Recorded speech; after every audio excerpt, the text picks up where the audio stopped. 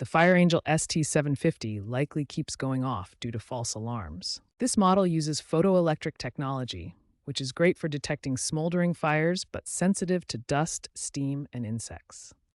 Common culprits include cooking fumes, shower steam, dust buildup, or even a low battery. Regular maintenance is crucial. Ignoring these beeps can lead to alarm fatigue, delaying response to real fires. Knowing the cause helps you decide whether to clean, reset, or replace the unit. Remember that while the ST-750 is reliable for smoke detection, its photoelectric design requires regular attention to prevent false alarms.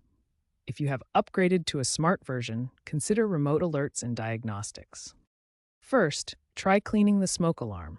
Use a vacuum or soft brush to remove dust and insects from the chamber, as recommended in FireAngel's manual. Next, reset the alarm by pressing the test or hush button for 10 to 15 seconds, or remove and reinsert the battery. If the beeping continues after cleaning and resetting, especially if the alarm is over 10 years old, it's time to replace it.